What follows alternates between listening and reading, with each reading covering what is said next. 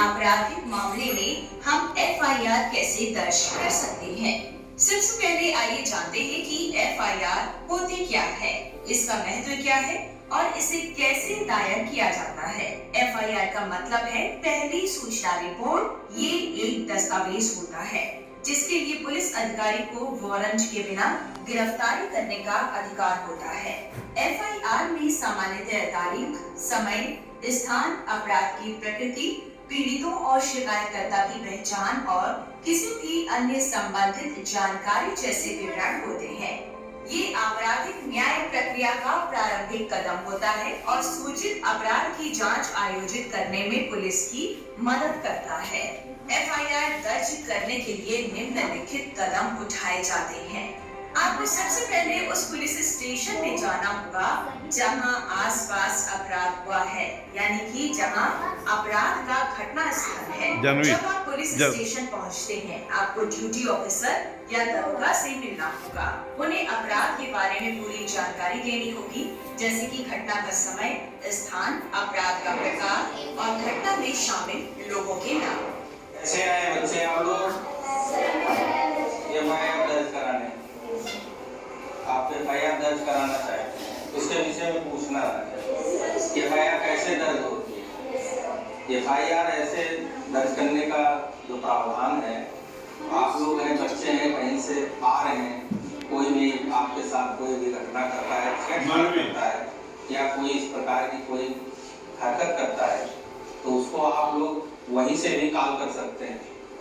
Helpline है 1090 है, 112 है, उस हेल्पलाइन पे कॉल कर सकते हैं। सर, हम जानना चाहते हैं कि एफआईआर दर्ज करने के कौन से माध्यम हैं? एफआईआर दर्ज होने के माध्यम है ऑनलाइन भी एफआईआर दर्ज कर सकते हैं। किनकी एफआईआर दर्ज करेंगे? ये तो गुमशुदगी, क्या गुमशुदगी?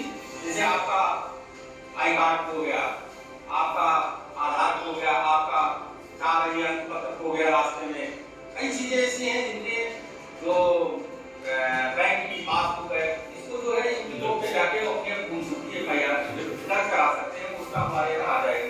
दूसरा और भी है, जैसे कोई चोरी हुई, किसी की मोटरसाइकिल है, कोई ये चोरियां है, उनको भी ऑनलाइन एफआईआर दर्ज होगी, वो हमारे यहाँ इनकी काफी से यहाँ आ जाएगी, उसकी एफआईआर दर्ज करके हमारे यहाँ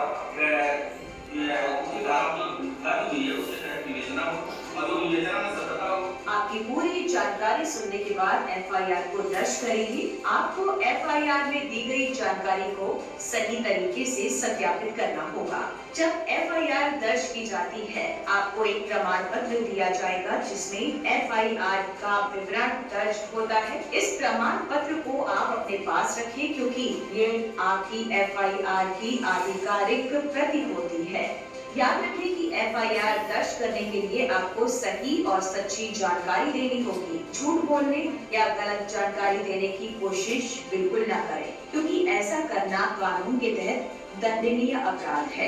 पहली सूचना रिपोर्ट यानी एफआईआर आपराधिक न्याय प्रणाली में कई कारणों से महत्वपूर्ण है। एफआईआर अपराध जांच का प्रारंभिक चरण होता है। ये पुलिस को अपराध के बारे में सूचित करती है और उन्हें मामले की जांच के लिए कार्रवाई करने के लिए प्रेरित करती है। एफआईआर दर्ज करने से संबंधित अपराध के महत्वपूर्ण साक्ष्यों के बयान का संरक्षण सुनिश्चित होता है। एफआईआर दर्ज करना अपराधों की रिपोर्ट करने के लिए कानूनी आवश्यकता होती है, खासकर गंभीर अपराधों के लिए। एफआईआर दर्ज न करने से कानूनी परिणाम या न्याय की खोज में कठिनाइयां हो सकती हैं। एफआईआर पीड़ितों के अधिकारों का संरक्षण करने में मदद करती है। ये पीड़ितों को न्याय और उनके द्वारा किए गए हानि के लिए न्याय खोजने के लिए एक स्वरूप चैनल प्रदान करती है।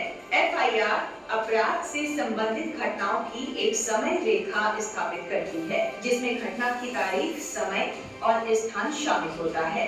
ये जानकारी घटनाओं के क्रम को मिलाकर स्थापित करने और संभावित संदिग्धों की पहचान करने में महत्वपूर्ण हो सकती है। एफआईआर आगे की कानूनी प्रक्रिया के लिए आधार के रूप में काम करती है, जिसमें संदिग्धों की गिरफ्तारी, साक्ष्यों के लिए साक्ष्यों के संग्रह और अदालत में अंततः मुकदमा चलाने का समर्थन किया जाता है। समग्र रूप से एफआईआर सुनिश्चित करता है कि अपराध विवेचित, जांच की गई और कानून के ढांचे में प्रभावी रूप से मुकदमा चलाया जाता है। इस प्रक्रिया में कानून और व्यवस्था की देखरेख करता है। तो बच्चों, आज हमने एफआईआर के बारे में जाना। खुद के साथ या अन्य किसी साथी के साथ हुए अपराध में हमें सबसे पहले अपने माता पिता या शिक्षक को इस बारे में बताना है और एफआईआर दर्ज कराना है। एफआईआर के बारे में जानना आप लोगों ने, ठीक, 1 मिनट। एफआईआर क्या होती है?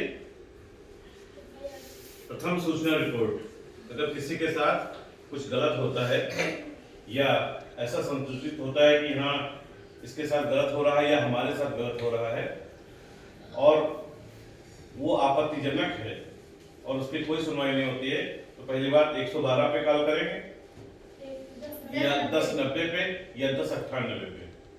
ठीक है, अगर कोई नंबर नहीं याद है तो 112 पे कॉल कर सकते हैं, 1090 पे कॉल कर सकते हैं, 1098 पे। ये सारी कुछ विमेंस हेल्पलाइन है, चाइल्ड हेल्पलाइन है और एक आपातकालीन सेवा की 112 हेल्पलाइन है।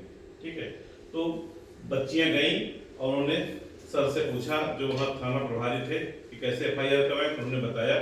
लेकिन एफआईआर करते समय कोई गलत जानकारी नहीं देनी चाहिए कि गलती से गलत ढंग से किसी पर एफआईआर कराना एक अपराध है।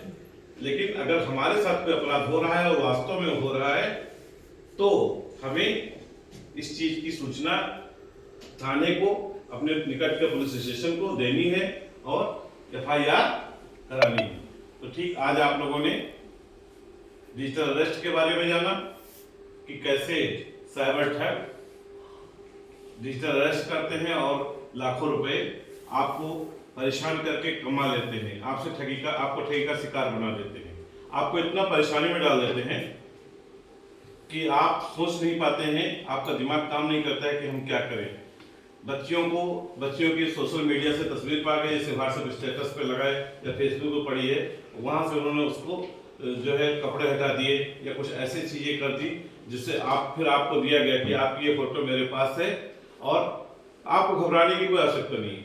ऐसे में एआई के टाइम में कोई भी संभव है, किसी की फोटो कहीं किसी के साथ कुछ भी कहीं तरीके से दिखाई जा सकती है। इसलिए उससे बोल दो, कह दो कि तुम एआई का खेल बहुत खेल रहे हो, हम भी तुमसे ज्यादा खेलना जानते हैं, तुम मत खेलो, तुम्हारी शिकायत हम निकट के पुलिस स्टेशन में करने वाले हैं, वो खुद काट देगा। और आप परेशान होगी कि भैया क्या करें, आप बताओ क्या करें, तो आपसे पैसे मांगेगा, जिस लेवल के होगे 10,000 20,000 50,000 निकलवाने की कोशिश करेगा।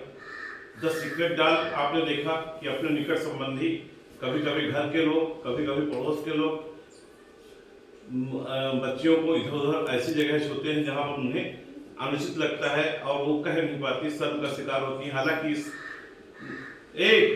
इसकी जो बेबी थी, बिटिया थी, उसने अपनी माँ को बताया, लेकिन अक्सर बच्चे नहीं बताते हैं। तो ऐसी स्थितियों में सीक्रेट डाल एक प्रेरणा है कि नहीं, उस बच्ची की तरह हमें, अगर हमारे साथ या हमारे कुछ विशेष पार्ट्स हैं उनको अगर कोई टच कर रहा है, अनुचित तरीके से टच कर रहा है, तो हमें उसकी शिकायत करनी है, क्योंकि ऐसे अंगों को छूने का अधिकार सिर्फ माँ को है, उसके अलावा किसी को नहीं है। ये चीज उसमें साफ साफ बताई गई है। ठीक, और नवनीत सिकेरा जी आईपीएस हैं, अपर पुलिस महानिदेशक, उन्होंने भी बच्चियों को आत्मरक्षा के तमाम सारे गुण बताए, किस तरह आत्मरक्षा, आत्मसुरक्षा और आत्मसम्मान के द्वारा हम वीरांगना लक्ष्मीबाई प्रशिक्षण प्राप्त करके और बच्चियां मिशन भारत को सशक्त कर सकती हैं, नारी सशक्तिकरण में अपना योगदान दे सकती हैं। तो आज बहुत सी चीजें हमने सीखी हैं, बहुत सी चीजें। और कोई कहानी थी,